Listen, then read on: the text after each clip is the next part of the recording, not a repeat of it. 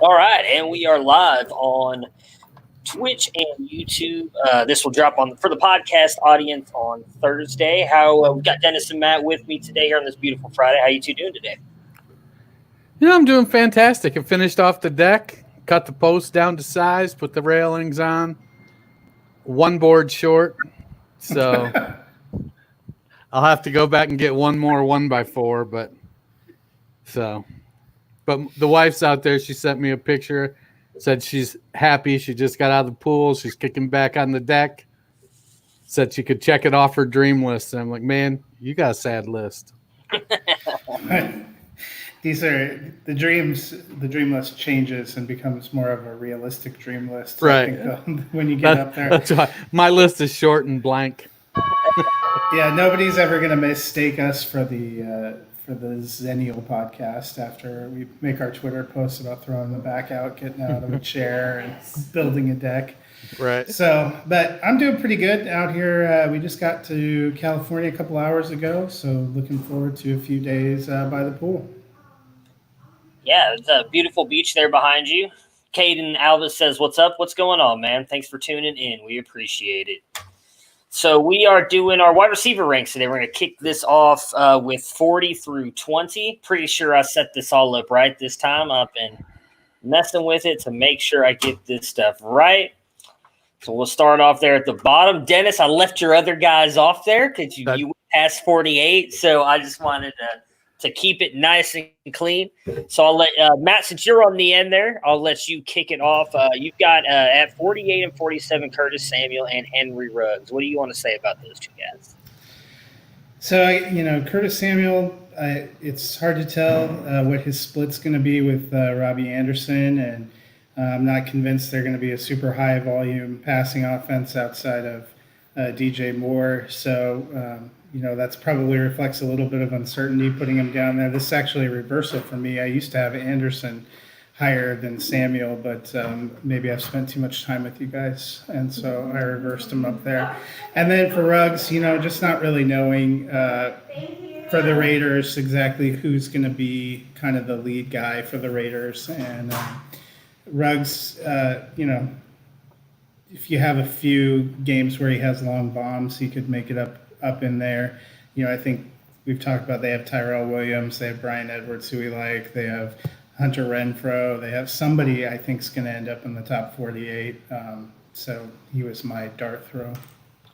It's interesting because I was thinking about that, and I just started going back over my ranks. I actually don't have a Oakland wide receiver in my 40. Well, it's hard to figure out who's going to be the guy, and if they all end up splitting, or if the veterans end up playing kind of the first half of the season and then the rookies kind of take over, you could end up with nobody in the top 50, but I just took my shot. All right, Dennis, so me and you both have Emmanuel Sanders in here. I have him at 47. You have him at 48. You also have CeeDee Lamb down here. What are your thoughts on those two guys? Well, Sanders is going to play that number 2 role in a very prolific offense.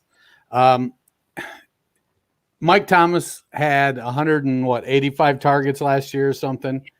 He's going to have a high number of targets, and he's going to produce I would be surprised, though, if he had 185 targets and 140 some odd catches in back-to-back years. I mean, it could happen. And as an Ohio State fan, I don't think it could happen to a nicer guy. But I feel like he's probably going to be more in the 140 to 150 and, the 110, 105 catch range. He could still, he could pull in 105 catches and still lead the league in catches and have a great year. So Sanders is probably the most well-rounded and complete wide receiver 2 the Saints have had in a number of years. And I think he's going to fit well with the veteran quarterback in Drew Brees. He still showed he had a little step going, coming back from the Achilles tendon. And then CeeDee Lamb, there's talk about them moving Amari Cooper into the slot, playing a lot of 3 wide. And with the number of targets that were spread around last year, let's see, where was it? I think so. The 48th receiver last year had over 80 targets. So I feel like Cooper's going to come down a little bit in his target share. Then you have Witten and Cobb's targets to spread around. Jarwin is obviously going to get some of them. So I feel like, in my opinion, Lamb is going to get 80 to 90 targets, and that should be good enough to turn in a top 48 season. Yeah, I mean, I agree with you for the most part. Me and Matt have him on here. We're just a little bit higher than you on Lamb. I've got Christian Kirk down here at 48. I just don't know what to think with Kirk. I mean, he's shown flashes of brilliance. I think he had a 3-touchdown game last year. He's been good at times. Still got Larry Fitzgerald there now. Hopkins comes over. I think both of those will affect him a little bit. Having Kenyon Drake and the way Kyler Murray likes to run, I just think his workload's going to be a little bit lower than some expect. He's still going to have a good season, but I've got him down here at 48 just because I'm expecting Hopkins to still be pretty damn good. And then Sanders, I agree with everything you said there, Dennis. I think he's still going to be good. I wouldn't be surprised if he gets higher than this, just being in a pass-friendly offense like the Saints. But I felt like this is kind of where I wanted to put him at. With him being there, Michael Thomas is definitely going to soak up a ton of the targets there in New Orleans. So next for us at 44, I have Mecole Hardman, 45, Sterling Shepard, and 46, Justin Jefferson. For me, I was ranking guys I thought could be good on their teams, but I wasn't expecting a lot out of. I mean, Justin Jefferson, I think, still going to get some work with Diggs being gone. He's clearly going to be the number 2. Whether he's in the slot or outside with Adam Thielen, I think he's going to be a pretty good player. Sterling Shepard, I'd have him ranked higher if I could trust he was going to play the whole season. But just that I know he's going to get hurt probably for at least a couple games, maybe drop him down here. And then Hardman, he's going to have those really big games. He's going to have those games where he gets you probably 20 points, probably close to 30, depending on some long touchdown catches or, breaking a big play here and there. But I just don't think he has the consistency to be a top, 3 wide receivers. So I've got him down here at 44. Dennis, give us your next 3 guys. Well, I have Sterling Shepard, who's going to be playing out of the slot in New York. With Shepard, Tate, and Slayton, they're all going to be grouped pretty closely together, I think. Tate was just outside of my top 48. I feel like I'm probably selling Tate a little bit short. You could just as easily make the argument that Tate should be here and Shepard should be lower. But I like Shepard's game. I think he's going to be consistently in the slot versus Tate. They'll move Tate outside and Slayton will be on the outside. So I feel like Shepard has a pretty safe floor for targets. Anthony Miller, he's the number 2 on a relatively low volume. I'll say, what were the attempts in Chicago last year? 382. Those were attempts or completions? Oh, no, completions were like 150. I'm just making those up off the top of my head. I honestly have no idea. That would have sounded like a real completion number. Yeah, that's why I went with it. I figured might as well. Okay. Now, the Bears threw the ball 580 times last year with Mitch Trubisky and Chase Daniel. I think Trubisky knows he's playing for his career right now, and Nick Foles coming in knows he's playing for his career. So whichever guy is in there is going to feel some pressure to move the ball. Allen Robinson is still the unquestioned number 1. They signed Jimmy Graham at tight end, but who knows where that's going at this stage of Graham's career. And then Tariq Cohen had 100 targets last season. So it's to me, it's unquestionably Anthony Miller is the number 2. And that's why I have him up there as my wide receiver 46. And then Deebo Samuel, he'd be higher, but I feel like he's going to miss 2, 3, 4 games. He's going to be the 1 in Arizona, at least until Brandon Ayuk proves it's him. I think Ayuk and Samuel are both going to be dynamic players. I don't know if either one will ever ascend to that true wide receiver 1 role. In part, I think Jimmy Garoppolo is limited as a quarterback, and that Kyle Shanahan is going to design an offense to cover up those limitations, i.e., he's going to run the hell out of the ball. All right, Matt, who do you have here? 44, 45, 46. So at 46, I have Mike Williams. We talked about him when we talked about the Chargers. I think he'll have some decent games, but I think last year was probably about what you're going to see from him. So that's where I slotted him.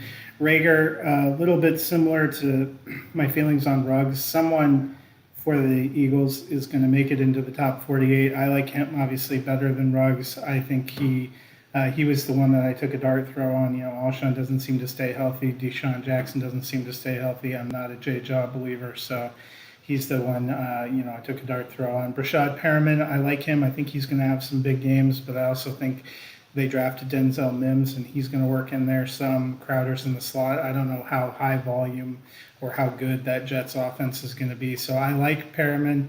I like him a lot, probably more in best ball. Because I think, he's one of those guys that could end up catching a couple and going for touchdowns like what we saw in Tampa Bay, but I slotted him at 45, just not really defined roles and not a great pass offense.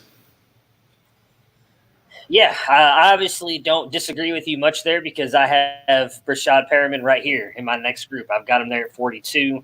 At 41, Jalen Rager, and 43, Debo. So I kind of have a mixture of a couple of the guys you guys were just talking about. I agree with you on everything that you said with Rager. I think he's got a ton of talent, phenomenal player. I think he's going to easily be the Eagles' one in the coming years, and I think still be a probably at worst wide receiver 2 in the next couple of years. I think obviously the limited amount of offseason coming in and everything is going to hurt him some this year. So I don't expect a lot out of him, but I do think he's really good. I agree with you on Perriman. We kind of mentioned him the other day that he's probably going to be the Jets 1 for most of the season. I mean, you're looking at Mims and Crowder too, obviously there. Herndon, they've got some good players, but nobody that's really got that much experience in this offense outside of Crowder. I don't think Mims is going to do much. I thought he was a little raw coming out of college anyways, and now no offseason. I don't see him starting much. So Perriman, we've seen him have, some good games in Tampa. He looks really good that year in Cleveland with Baker right at the end of the season when they made some of those runs, had a great catch against your Denver Broncos for a touchdown. I was at that game. It was a nice catch, though. He's had some good games. So I would not be surprised if Perriman ends up being actually a really good fantasy asset this year, and I could see him being higher. And then, as Dennis mentioned, I've got with Debo, I've got Debo at 43, and I agree with everything he said. It's mostly just injury for me, and some questions on Jimmy G on why I have him this low. So, Dennis, give us your next 3. So, at 43, I have John Brown, Preston Williams at 42, and Mike Williams at 40. I struggled with this because in my gut, I feel like Mike Williams and Preston Williams both should be higher. But when I look at the guys, when I tried to move them up, I kept finding myself going, yes, they could have a better season than this guy, but the probability isn't as high as I would like. There's a couple guys ahead of him. Deontay Johnson, for one, I saw somebody tweet the other day that Deontay Johnson had a Dante Pettis kind of feel to him. I don't know if I buy that. But when you're looking and you're trying to figure out, well, who goes down, who goes up. John Brown's going to be the number 2 in Buffalo. I think Josh Allen is going to try to throw the ball more. They're going to try to make him more efficient. I think that Cole Beasley is the one that's going to suffer with the addition of Stephon Diggs. That knocks Beasley down the pecking order. I think it's Diggs, then it's Brown, and then it's Beasley and the running back du jour fighting for targets at the 3-4 spot. I love Preston Williams. I feel like he could just as easy be a wide receiver 2 as a wide receiver 4. But I got to see how that team shakes out. I like the things Brian Flores is doing, but they've got a new offensive coordinator in Chan Gailey. We don't know at what point this season is Tua going to take over. Will Tua take over? Albert, we talk a lot about with the running backs, they bring in these stud running backs, but these other guys aren't just going away. Well, Albert Wilson and Allen Hurns aren't just going to step back and go, okay, you take it. They're going to make Williams continue to fight for it, and they're going to make Devontae Parker continue to fight for it. So that could cause some of the targets to get spread around a little more. We saw Gesicki take a big step last season, and if he continues to take a step, that could have some impact on Preston Williams. Mike Williams, I think some of it comes down to I think it's going to be a conservative offense for the Chargers until Tyrod Taylor gives the reins over to Justin Herbert.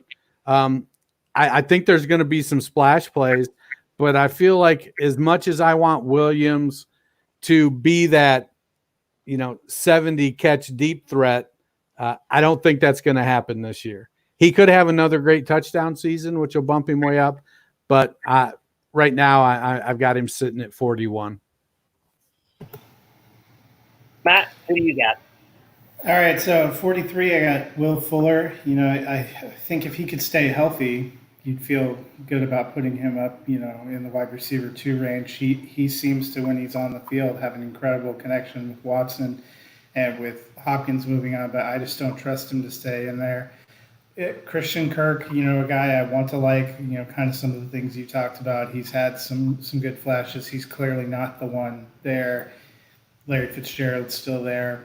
It's hard to imagine him, having a great sustained role, so he gets bumped down for me. And then Deontay Johnson at 41. I think Pittsburgh will have a better passing offense this year than they did last year. I like Juju a lot this year, but I thought Johnson looked good, and I think he has a chance to be pretty solid with a better all-around offense.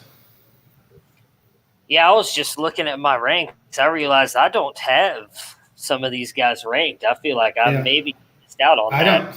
I don't have Deebo Samuel ranked because of his injury and not being sure where he's coming back. You guys both have him in there. I don't have him. Yeah, I don't have John Brown on here at all, and I just realized it. I probably should have. I didn't. I don't know why. I don't have a good reason, honestly, on why I left him off. So once you get past wide receiver 40, then you have to play a lot of what if games. Yeah. What's the potential versus what's the likely outcome? What have we seen? Because I don't have any Raiders in my top 48. Yeah, neither do I. They just missed. I almost didn't do it, but for as crappy and inconsistent as Tyrell Williams was last year, he still ended up at wide receiver 44 because of those touchdowns. And that was the thing that got me is someone's going to catch like 6 or 7 touchdowns and work their way up there, even though you don't feel good or inclined to start them any particular week. Yeah, it's one of those things where you kind of start struggling once you get past 40 and you're playing a game of, either or, pick one and somebody starts losing out. I've got 2 guys that the more I look at it, I feel it's a little bit glaring that I did. Because even though I've been very much not on the Deontay Johnson breakout year train, I still feel like he probably should be a top 48, and I didn't get him in there either. I left him out. I only have one Steeler in my top 48, so I think that's probably him and John Brown. I feel like I should have gotten them in there somewhere. Will Fuller's the other one, and I just can't trust him to be healthy. So I think for me, I wouldn't even have him in my top 48. And got to prove to me he can stay healthy, which, as Dennis has mentioned, it's got to happen one of these years. So maybe this is the year that he proves me wrong. Look, you took your betting on somebody staying healthy by putting Sterling Shepard on your list. I do not have him. He was at the bottom, though. He was at the bottom. Hey, I think when you're talking about 41 to 48, those are pretty fungible positions. Yeah. All right, so at 38 for me, I have Jamison Crowder. I think he could be higher. I think we all kind of have him down here. Matt, did you have him down at the bottom, or are you higher on him? Did you? Yeah, you've got him. Yeah, I'm a little higher, but not a ton higher, I don't think. So, but in your defense, you're on vacation, so being higher is okay. Exactly. Actually, I went lower from the mountains to the sea level. So. But we've all got him in the same area here. I actually think he could very much go higher with him being, as I just mentioned earlier, with Rashad Perriman, the only one that's been really in Adam Gase's offense for a full season, even though it's not a great offense. He had a decent connection with Sam Darnold there in the back half of the season. And if he can stay healthy, I could see him easily being Darnold's number one go-to target. But health, and I do think Perriman eats in a little bit. I think Herndon's going to have a little bit of a resurgence this year as well. It's going to kind of limit some of what Crowder can do, but I do like him this year. 39 out of Preston Williams. It's really just I want to see how well he bounces back from the health. I do think him and Fitzpatrick had a great connection at times, and so I'd love to see that continue this year. Obviously, once Tua gets in, I think Williams is really going to blow up. But it's just I want to see the way he bounces back with health. And then Golden Tate, I was hoping to be the highest on him, but Matt, you got me by one. He's just been so consistent that I had to have him up here. I think Daniel Jones is really going to lean on him. He was still at top. I can't remember where he finished last year, but he was still a fantasy viable player last year, missing those 4 games because of the quote-unquote steroid suspension or whatever it was. I know it has something to do with his fertility stuff to be with for him and his wife to have a child. So for the fact that he's produced there and there, he's never let us down really outside of the 4-game suspension last year. So I wanted him to be higher, and I just kind of settled with him at 40. But I like Tate a lot. I think he's got a lot of upside, especially in PPR format. He finished as 45 last year in PPR. And again, that was missing 4 games. So I think easily he could make up those 5 spots, getting those 4 games in there with a hopefully improved Daniel Jones as well moving into season 2. Dennis, who do you have here at 38, 39, and 40? So I have Crowder at 40, Deontay Johnson at 39, and Christian Kirk at 38. I feel like Crowder he's the number one in New York. He's got the rapport with Darnold. He's going to get targets. He's just going to get the volume. He's not going to have a great yards per catch, but if he gets 90 receptions for 1,000 yards and 6 touchdowns, I don't think anybody else on that Jets team is going to be able to compete with that. I'm not sure who the number 2 is there. It could be Perriman, but he comes on for a few games a couple times, but there's no consistency. I feel like with Perriman, it's more about I project him more to be inconsistent like that, to disappear for 3 or 4 games at a time, and it's going to end up being Crowder or Herndon. It wouldn't surprise me if Lev Bell was second in receptions on the Jets this year. Deontay Johnson, Juju's going to move into the slot, and it's going to be Deontay and James Washington on the outside. I think that benefits Juju a lot, but I also think it benefits Deontay Johnson. He's going to get I think he showed he's more reliable than James Washington, and so he's going to get that opportunity to see those targets and do something with it. James Washington, as much as I like him, he didn't make my top 48. He's going to be the deep threat. He could end up with a big season with Ben coming back if that arm is good. And Christian Kirk, I think, is the number 2 target for the Cardinals. I almost feel like I got Kirk a little bit low, but him and Larry Fitzgerald, I think, are going to be relatively close in target numbers. But Larry just doesn't have a ton left in the tank when it comes to yards after the catch. And so I think Kirk is going to definitely outperform. If him and Fitzgerald get the same number of catches this year, I fully expect Kirk to have, a couple hundred more yards and maybe 2 or 3 more touchdowns. So I like Christian Kirk there at number 38. All right, Matt, what about you? So this section hurts me a little bit because 2 of my favorite homeboys I had to put here. First off, CeeDee Lamb at 40. You know how much I love CeeDee Lamb. I just think it's going to be a little rookie learning curve. He's got 2 other great receivers there with him, or as Matt would say, 2 other receivers anyway. I know. Michael Gallup is good. Is not. And I think he's going to have a good season, but I couldn't really justify putting him up higher. I have those other two guys up a little higher on this list. Golden Tate, it's a lot of the same things you talked about. I'm actually not a Shepard believer, so the two Giants that I went with pretty closely bunched together in here are Slayton and Tate here. And then I love Preston Williams. I'm very excited to see what he does. I actually think we're going to get a lot of Fitzmagic this year because of this offseason, because they don't want to risk anything with Tua Tagovailoa because they want him as their franchise quarterback. And this was actually a fun team to watch with Fitzmagic last year. I think Preston Williams, but he's working back from that ACL injury, only played half a year last year. So, I have high hopes for him. But again, looking at some of the other guys, this is where I thought was a good place for him.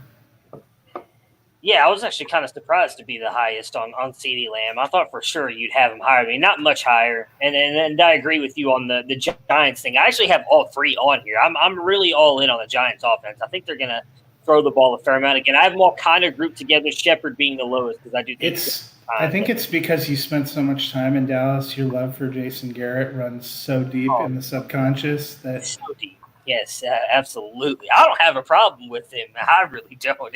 He's good as an offensive coordinator as long as he doesn't have to run the game. Yeah.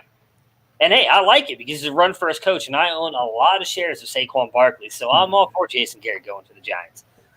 All right, so 35 here, I have Mike Williams. You guys, I believe both have already talked about him. I am just a little bit higher on him. I think he's going to get some more touchdowns.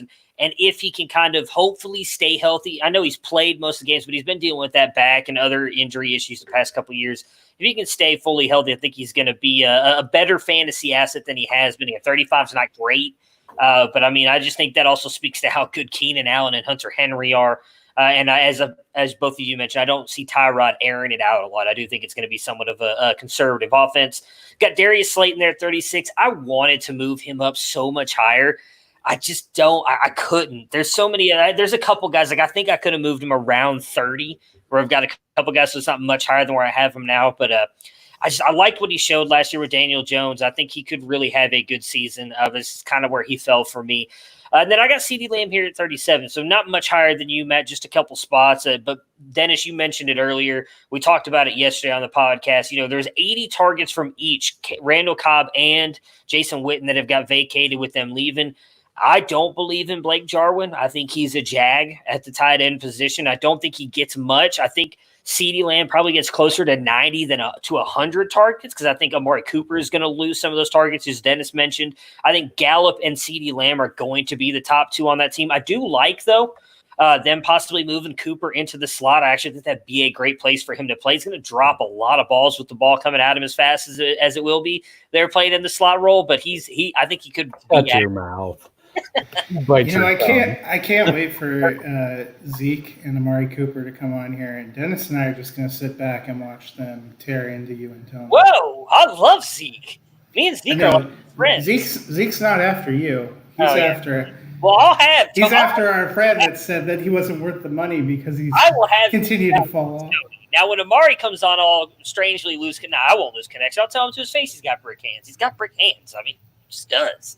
I'm not saying he's a bad wide receiver. He's a top 15-ish wide receiver in the NFL, but he's just got brick hands, That's all it is. But anyways. Don't worry, Amari. So CeeDee Lamb, I think he's going to have a really good year. I do think he's clearly going to be the third at least this year. I do think it's going to be Cooper, Gallup, CeeDee Lamb. But with the targets that were vacated, we saw last year how much Kellen Moore wanted to throw the ball compared to running, which I think is obviously what hurts Zeke's value as well. And so I think Lamb's going to get his fair share of targets. And he's got really good hands, and he does a lot after the catch that I think even if he's only getting 90 to 100, I could easily see him catching – I mean, I don't know what's a good percentage. 89% of his balls, and that's a lot of catches. But I think he could easily be a really good receiver for them. I expect a lot of upside for CeeDee Lamb, even with the shortened off season.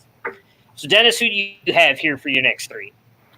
Well, I was just looking at reading up on yours as you were talking about Cooper, and yeah, I feel like I would be remiss to point out that you don't have Cooper in your top 48. Amari Cooper? No, I have him in here somewhere. I don't. You don't have him at all? He's meant to be in here. Oh I'll my figure God. out where I was supposed to have him. But you guys continue. Go ahead and talk about your next three. I'll figure out where I was supposed to have them.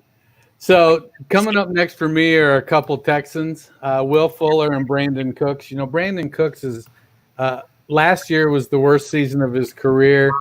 I think the Rams kind of fell apart a little bit, and it reflected in his game. He kind of got phased out, but he had, what did he have? 4 or 5 1,000-yard seasons to start his career. It's not like he just forgot how to play football.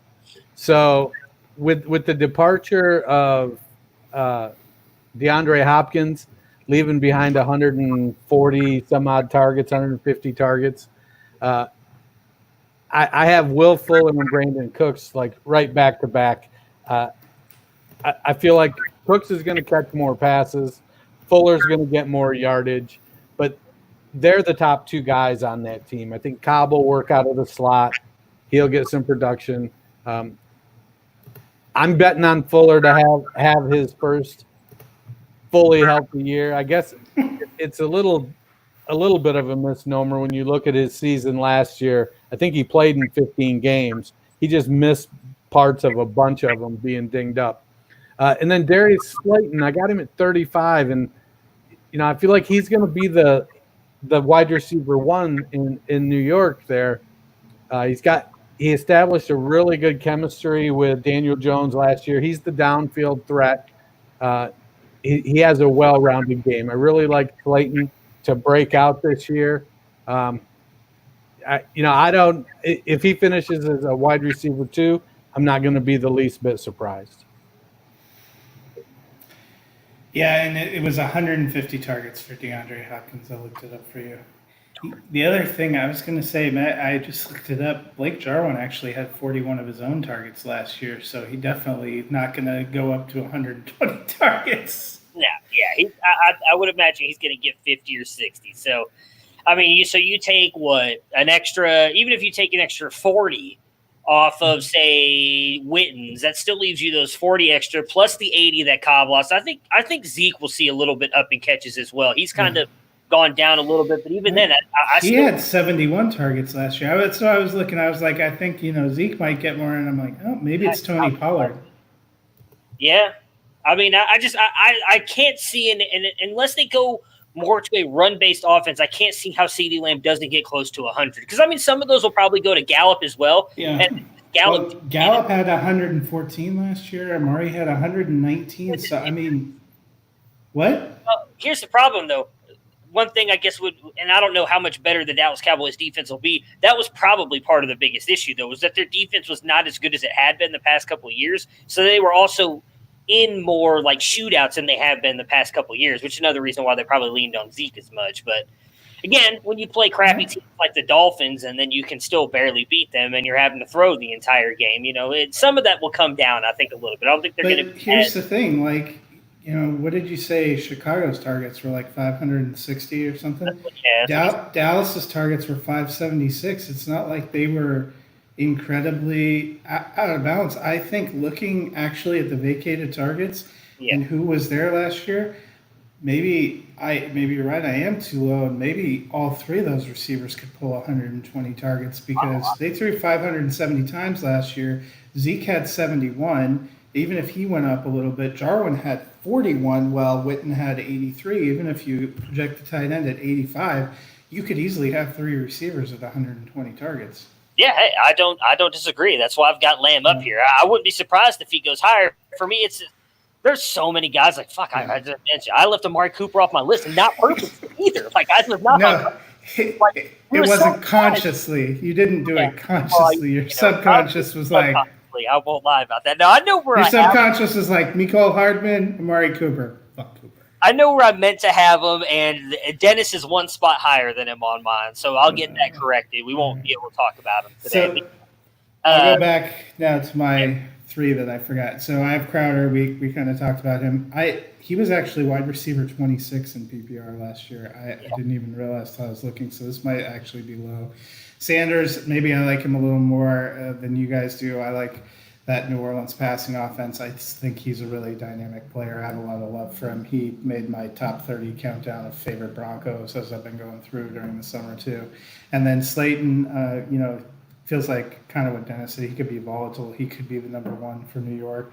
He could end up a lot higher on this list. It's kind of hard to tell. They have such a good running back and a running back who can catch passes. What exactly the split's going to be between those three receivers and Evan Ingram during the 2 games he's healthy. All right. So next 3 for me, and I'm pretty sure I'm the highest on one of the guys here. But so Brandon Cooks for me at 32, Marvin Jones at 33, and then I got Curtis Samuel at 34. I've been all in on this Panthers offense, so I'm going to keep it rolling. I think Samuel is going to be the perfect player here for Teddy Bridgewater, right there in the short area. That's the way Joe Brady likes. So that's why Justin Jefferson was so good for the LSU Tigers last year. I could easily see Samuel playing in that role. DJ Moore is a stud, and he's going to get the best coverages. I just think Samuel's going to have a really good year this year. I think CMC is going to take a step back some in targets as well. Marvin Jones, I feel like I'm underrating him because he always comes and produces as like a low end wide receiver 1 or high end wide receiver 2 every single year when he's healthy. But I couldn't move him up anymore. If he stays healthy and Stafford stays healthy, obviously he could easily blow this ranking out of the water. But this is where I've got him. And then Brandon Cooks, just echoing everything Dennis said earlier. I think his only worry for me is the concussions. If he can stay healthy, he's clearly going to be the guy because Will Fuller's going to play 3 games, blow out his hamstring, come back in week 11, play 2 games and blow out his other hamstring. So it's going to be all Cooks. I wish I could remember his name now. Isaiah Coulter is going to be a nice little player for them as well. I know that's Dennis's guy. I think he could be a really good player for them as well coming out of the slot. But I like Cooks a lot. I think just if he can hopefully stay healthy, concussions are a scary thing to begin with. Don't wish that on anybody. If he can stay healthy and everything, I think Cooks could have a really good year. And he's a steal in drafts. I think his ADP is even lower than wide receiver 32 in most startups. Go ahead, Dennis. It's all you. So for me next, oops, I lost you. You're 32. Yeah, I have Michael Gallup at 32. Again, like I said when I was talking about CeeDee Lamb, those 3 guys, Gallup, Lamb, and Cooper, are all going to be in that 100 to 125 target range. I do like Cooper still to lead them in targets, possibly in catches. Marquise Brown, if we knew for sure that Baltimore was going to have a higher volume passing offense, Marquise Brown would move up so much. He'd move up so fast and so far, it's not even funny. We know Andrews is going to get a ton of targets. That's what he does. He's the tight end. He's the de facto number 1 on that team. But Hollywood Brown is a field stretcher that catches the ball, can do a lot of different things. I feel like I'm low on him, and I just want to echo the things you said about Marvin Jones. He's been relatively consistent, though he does have a little bit of a history with injuries. And the one downside for me with Marvin Jones is he might turn in a 75, 1,100 yard, 7 touchdown season. But one of those games that year is going to be a 4 touchdown game. He has a couple games where he just explodes, and it creates, I don't have Bob Lung's consistency profile in front of me, but I would dare say Marvin probably is a little lower on the totem pole. I love what he brings to the table with Matt Stafford and the explosiveness, playing opposite Kenny Golladay. He's always going to get the number 2 corner, so that the opportunity is there for him. I love Marvin Jones.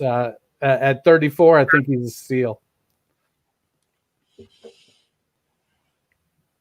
All right. So Brandon Cooks, I'm kind of in the middle of a pack with you guys. He's probably the number 1 for Houston. I thought about whether I should put him higher, but he ends up here. Marquise Brown, I feel I have him at 32. A lot of things kind of Dennis talked about. I think he's their best wide receiver, but he's not their top option on offense. Their top their top receiving option seems to be Mark Andrews. Their top two options are to give it to Mark Ingram or to let Lamar Jackson run. So, I just don't know the volumes there. And 33, I have AJ Green. He signed his franchise tender today. He seems set that he's going to come and play. Makes me a little nervous. He said he wanted to play 4 more years and retire as a Bengal. Yeah. We hadn't seen him play at all last year, but they franchise tagged him for a reason. Zach Taylor was definitely watching him work out and stuff, and there was a reason they wanted to keep him. I struggled a lot with, we've seen him be an incredibly dynamic player when healthy. I think he's a little bit past that. So this felt like the right kind of, hedge. Yeah, I really don't have him much higher than you. You're about to see him right here for me. So I've got him at 29, and I agree with everything you just said on Green. I think the biggest thing, I think he could have come back last year if I'm remembering correctly. I think a lot of they just didn't want to rush him back because I think they had wanted to bring him back. I do think it's cool that he did come out and say that he wants to play for a couple more years or whatever and be with the Bengals. I do like when players commit fully to a team like that and kind of want to play once. We don't see it that often. I mean, even the great Peyton Manning got pushed out of Indianapolis and had to go play for Denver. Now we've seen it with Tom Brady as well. So I do think it's cool when players live out there. But AJ Green, I still think he could easily be a wide receiver too. I've got him 5 spots out of that. I could easily see him jumping up in there. He's got the talent. Even with the lower body injuries, I still think he's going to be a really good player. And having a guy like Tyler Boyd and T. Higgins on that team is only going to help him some, I think. And having a quarterback like Joe Burrow as well, who has some of the best anticipation throwing quarterback skill that I've seen in a while.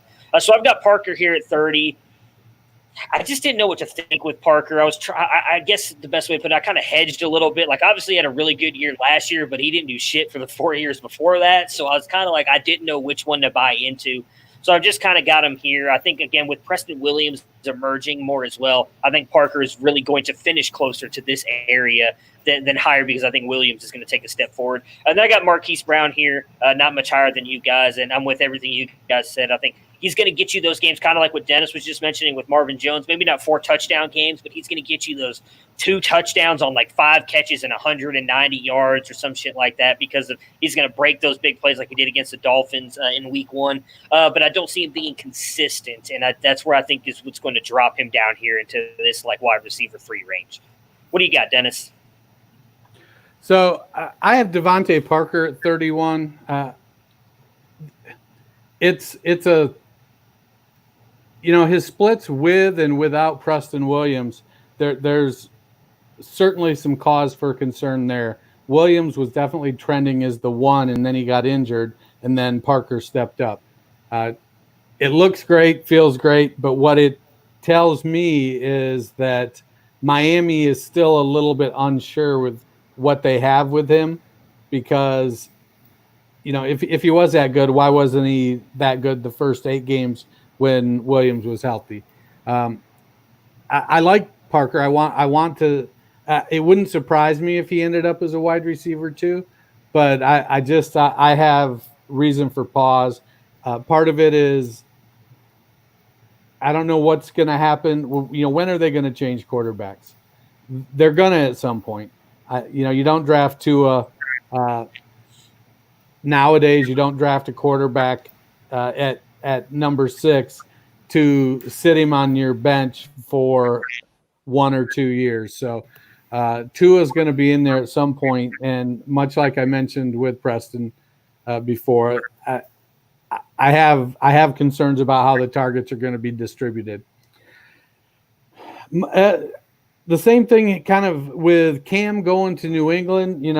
I've seen speculation on Twitter that they don't think, that it's possible Cam doesn't even win the job. I think that's ridiculous. I definitely think Cam is going to come out of the training camp as the starter in New England. I don't know for sure what that means. We've seen him in the past be Superman. But we've also seen him not be able to throw the ball. And so it's definitely going to be something to keep an eye on. Edelman is going to be the target hog up there. That's just the role he plays, and he'll get plenty of targets regardless of who the quarterback is. But I feel like Belichick is looking at this season, and it's going to be a defensive season, and it's going to be a grind it, shorten the game, run game, keep the chains moving. As they're not taking shots. So, and then I have Tyler Boyd at 29. He's going to be playing out of the slot with AJ Green back, and I think he's just going to he's going to be a target vacuum. You talked about Justin Jefferson playing out of the slot with Joe Burrow, and Tyler Boyd stepping into that. It could be bona fide gold. Just a preview, I have AJ Green at 28, so I feel like him and Boyd are going to be pretty evenly split. And it wouldn't if Joe Burrow ends up being everything that we think he is. I could see a Godwin Evans season out of Boyd and Green. But I can also see him finishing as wide receiver, 28 and 29. Yeah. So for mine, I have Boyd in the same position as you. I struggled with, him and AJ Green. At one point, I had Green as the highest and kind of moved it back. I like them both. I think they'll be close. Michael Gallup, I think he's going to be great. I wanted to put him higher, but I just couldn't see a place where he fit. And then I'm sure I'm probably the lowest of the three of us on DJ Chark. I think he's fine. I'm not a huge believer in Jacksonville being a competent offense. Not sure their offensive coordinator is going to be able to stay with them into the season after yesterday's just disgusting news story from Washington, because Jay Gruden is in Jacksonville for the time being. If I was Shad Khan, I might think about, just making a change. Putting some distance. You really don't want to go into the season being associated with sex parties. And I'm not a huge believer in Minshew. I think Jacksonville could end up having the worst record in the league. So, Chark just outside of wide receiver 2 territory felt like the right place to put him. Well, since I won't get to talk about DJ Chark today because I am the highest on him, while I don't disagree with what you said in Jacksonville, probably being the worst team and their offense not being good, their offense wasn't really good last year, and Chark was still unbelievable. Would have had an even better year. I think he missed the last 2 games, or I know he missed at least a game last year. I think he's just a really good wide receiver. I don't care how bad that offense is going to be. That jorts wearing motherfucker and Gardner Minshew is going to force the ball to DJ Chark, and he's going to make things happen. So I won't get to talk about him, but I'll definitely profess my love for him on our next wide receiver episodes. I have him just a little bit higher than Dennis, but I have him the highest out of everybody. So for me at 26, I've got Tyler Lockett. I just don't know what to think with either one of these Seattle guys. I'm bigger believer in Metcalf than I am Lockett, which is why I ranked him a little bit higher than I did Lockett. Lockett, I don't know. I really don't have a good reason to have him here, if I'm going to be honest. I mean, he was – up until the injury last year, he was good. I thought it was fairly funny. We were talking about it. I remember talking about it on the podcast with Matt when we were doing the recap stuff. It was like every odd week he scored a touchdown, and then the even weeks he didn't up until he got hurt, which I thought was really interesting. I could see that happening again. Obviously, we'll see if they rely more on the run, which I don't think they will, at least until Carson's fully healthy, although I do like Carlos Hyde. That's why I took him late in the Scott Fishbowl. But I think Lockett, I just think DK Metcalf is going to be better. Tyler Boyd at 27. I agree with what you got said on him. Just read the hashtag. It's technically on vacation. That's where you get the decaf comments. Yeah, decaf. I need to take some decaf.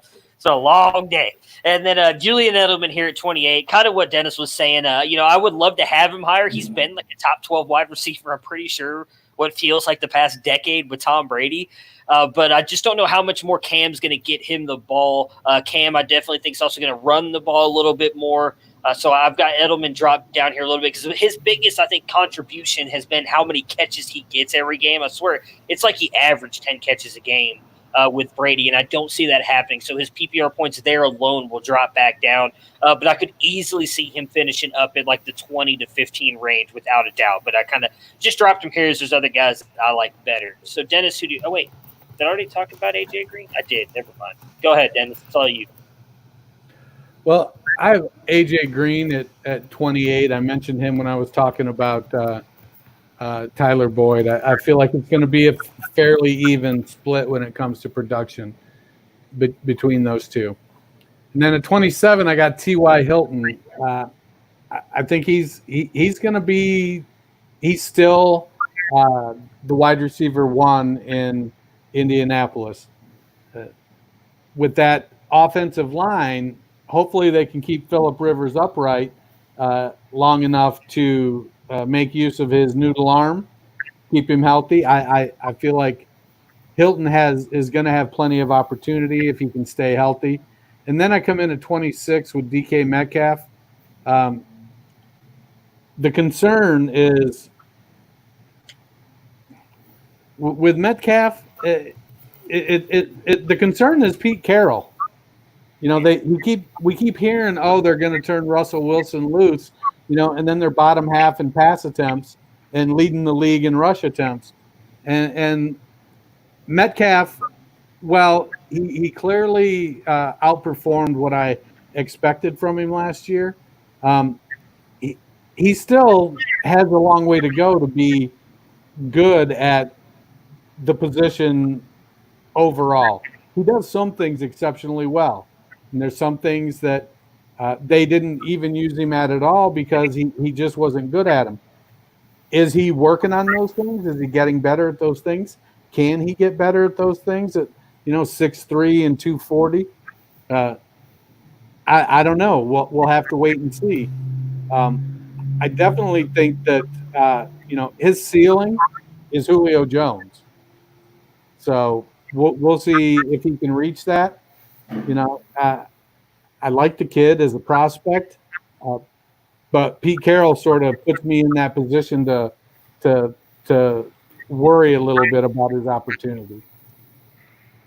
All right, so for me at 28, I have Decaf. I'm just going to make that stick. I feel like that's our chance to brand a player. He was wide receiver 33 in PPR last year. As Dennis noted, not the highest volume passing offense. I don't have incredible confidence they're going to be a lot higher.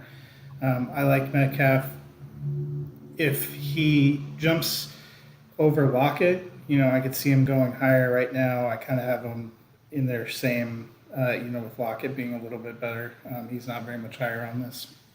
And I have Jarvis Landry. I like him a lot. I think Cleveland's going to be a better team. I also think they are a good running team, which is why I have both OBJ and Landry down a little bit, because I think they'll also pass to Kareem Hunt. I think they'll also pass to their two tight ends. And I think they're going to be a great running team. I had Chubb up there in the top 10 running backs. So I think that will limit, maybe some of the upside for receivers. They should also have a pretty decent defense. So maybe it's a little bit of me thinking they're going to be a better team. And then I have Marvin Jones as my kind of last guy there. Marvin Jones had 91 targets last year and actually finished as, I was just looking at it, he had 91 targets, despite the fact that he only played in 13 games, and half those games were with Jeff Driscoll, and I can't even remember who their other backup quarterback behind Stafford. I think Stafford, being back, they'll have a pretty robust pass offense. He and Golladay seem to be kind of the big guys there, so that's where I slotted him in. All right.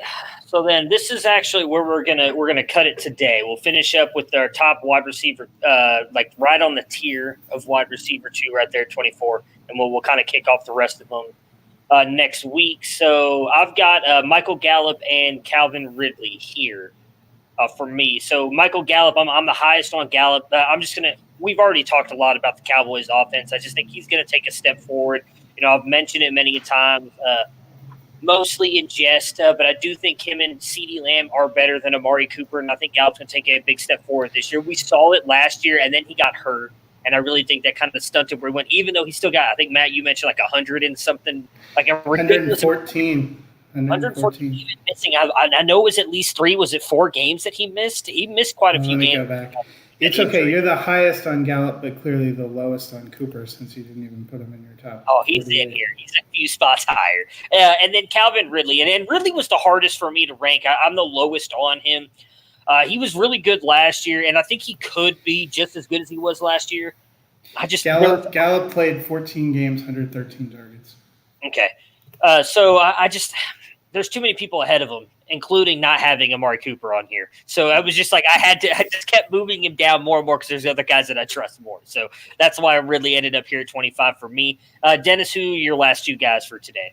Well, Stephon Diggs is my wide receiver 25. He's going to be the wide receiver 1 in Buffalo. He's a deep threat. He's a good route runner. He's not afraid to go over the middle. He's definitely going to outproduce John Brown and Cole Beasley. I don't have any concern about that. And then I have Jarvis Landry at 24. I feel like Cleveland, while they're going to run the ball a lot this year, after Landry and OBJ, I don't have the faith in Hollywood Higgins that you do.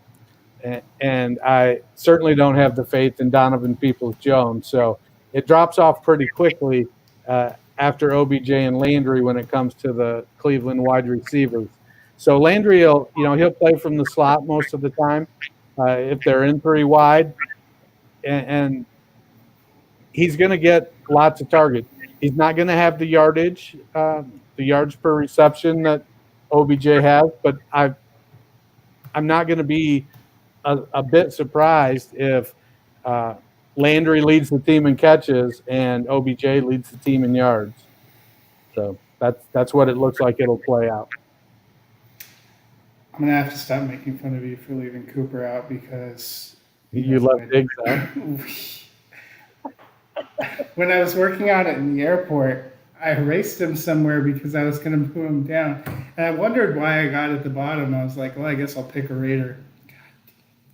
I probably would have had Diggs, right? He should have been right in this range, but I left him out. That's right. He would be 23 now because they can't see what's above that. Like, I'm just going to plug in with my ranking. It's just going to be that player that I have at 17 and Amari Cooper because that's where I'm meant to have Amari Cooper.